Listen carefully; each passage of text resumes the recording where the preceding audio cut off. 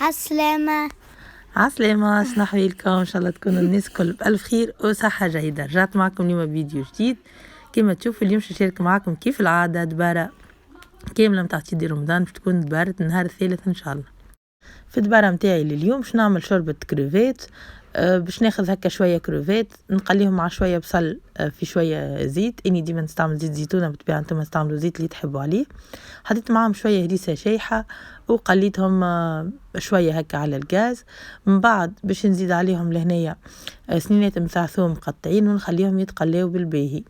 بعد ما الكروفيت هذيك تتقلى هكا بالقدي مع البصل والثوم باش نزيد عليها لهنايا شوربة الشعير، وباش نحاول اني نقليها معاها هكاكا تاخذ اكل بنة متاع الكروفيت باش تجينا الشوربة كعبات الشوربة يبداو في حد ذاتهم بنين. من بعد حطيت مغرفة طماطم معجونة، حركت شوية هكا قليتك الطماطم دوب شوية في الفخار خاطر ما نقليهاش برشا. ومن بعدها باش نزيدها لهنايا الماء ونمرق الطنجرة متاعي بالباهي. دونك زدتها شوية ماء، قليتك الطماطم شوية ومن بعدها مرقت لهنا باش نبدا نفوح. حطيت ورقة رند، مغرفة صغيرة ملح، شطر مغرفة فلفل أكحل، حطيت زيادة شوية تابل يفوح برشا مع الكروفيت، مغرفة كركم ومغرفتين فلفل أحمر باش نحل الفحم متاعي بالباهي في وسط الطنجرة. زدت لهنايا شوية معدنوس اللي اخترت لهنا باش نحط معدنوس شايح. نحرك الطنجرة متاعي بالباهي نغطيها ونخليها على نار هادية تغلي في راحتها. على جنب لهنا خذيت شوية جلبانة وباش ناخذ عليها كعبتين سفناريا نقطعهم مكعبات صغيرة ونخليهم يطيبوا بالباهي. كيف نشوف السفناريا متاعي طابت والجلبانة هكا طابت وتكمشت باش نحط لهنايا بطاطا. بالنسبة للماء متاع اللي صمت فيه حطيت فيه شوية كركم شوية ملح. لهنايا باش نخلي البطاطا 7 دقائق بالضبط ونطفي عليها الغاز، ومن بعدها صفيتها كما قاعدين تشوفوا. وباش نفوح اليوم باش نعمل سليطة مسموطة تجي ياسر بنينة كفاحة خفيف وتبدا البنة الخضرة باينة. حطيت شوية ملح شوية فلفل أكحل وباش نعمل عليها رشة زيت زيتونة ونخلطها بالباهي وهكا تكون حاضرة. نحطوها في طبق التقديم، ووقت التقديم هكا نزينوها بشنو نحنا نحب.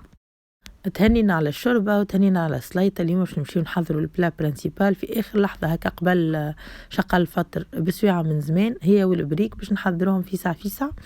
دونك لهنا باش نعمل تاغياتيلي صوص بلانش بالكروفيت. خذيت لهنا كما تشوفوا شوية زبدة مع شوية زيت زيتونة، قليت فيهم شوية بصل وباش نعمل لهنا نحط كمية الكروفيت اللي باش نطيبها. عملت عليها رشة ملح ورشة فلفل أكحل وباش نقلي الكروفيت متاعي في كل البصل هذاك بالباهي. لهنا اخترت اني نزيدو ثوم بودر، تنجموا بالطبيعة تزيدوا سنينات ثوم اذا كان تحبوا. ونقلي الكروفيت بالباهي اهم مرحلة اني نقلي الكروفيت. لهنا عندي تاغياتيلي متاع تونس قداش شيخة عليها حاسين ومحلاها، سيرتو الشكل متاعها هذاك. نحب نعمل البلا متاعي اليوم في الشكل هذاك. دونك نوريكم كيفاش باش نعمل في اخر الفيديو. لهنا بعد ما قليت الكروفيت بالباهي خذيت مني تقريبا 4 ساعة وهي تتقلى على النار. زدتها واحدة كريم ليكيد 200 مليلتر، وزدتها لهنا مغرفة كريم فريش وباش نزيدها شوية حليب وباش نحركها بالباهي ونخليها تزيد تغلي بالكدا. تاخذ مني تقريبا 5 حتى ل10 دقائق هكا وهي تغلي. كيف تشوفوا الصوص متاعكم بدات تعقاد راهو وقتها طابت. لهنا باش نسلق التاغياتيلي حطيتها في ماء مع شوية ملح، ما نحط لهاش زيت، جوست ماء وملح كهو. لهنا كإضافة حبيت نزيد شوية سيبولات للصوص بلانش متاعي. زدت شوية جرانا بادانو فروماج، نجموا تحطوا موتزاريلا فروماج رابي ايمونتال اللي تحبوا نتوما بالطبيعة. ولهنا بعد ما طابت الصوص متاعي وحضرت حطيت عليها التاغياتيلي متاعي، ولهنا باش نحركها بالباهي ونخليها هكا تتجمر شوية على الغاز. تزيدك المقارونة هذيك تطيب تاخذ مكل بنة متاع الصوص في التجميرة هذيك كتبدا على الغاز. لهنا باش نوريكم طريقتي اللي حبيت نقدم بها اليوم التاغياتيلي كيما الكعبة ناخذوها في الباك وهكا. هذه الطريقة اللي أنا حبيت نقدم بها، بيان سور تنجموا تقدموا بالطريقة العادية. تنوريكم من بعد كيفاش صحين هكا تكون بالطريقة العادية. اللي يحب يعبي صحنه بطريقة عادية. المهم لهنا كما تشوفوا خذيت مغرفة وبالفرشيطة هكا ندور على المغرفة لين نتحصل هكا على شكل كيما شكل عشيش هكا عش صغيرون. وكملت زينت حاسيله من الفوق بكعبات كروفيت، خديت كعبات كروفيت وزينت بيهم، وهكا كي نقدم البلا متاعي يزيد جمالية للطاولة ويزيد يشهي معناها باش يتاكل. ولهنا اللي يحب الطبيعة يطلع بالطريقة العادية يبقى لكم الاختيار. ولهنا مبقالي كمش نحضر البريكة هكا على السريع. خديت لهنايا كعبة بطاطا قطعتها جويطة، حطيت لها شوية ملح وشوية كركم، حطيتها تتسلق مدة 10 دقائق ونطفي عليها الغاز تكون حاضرة نصفيها.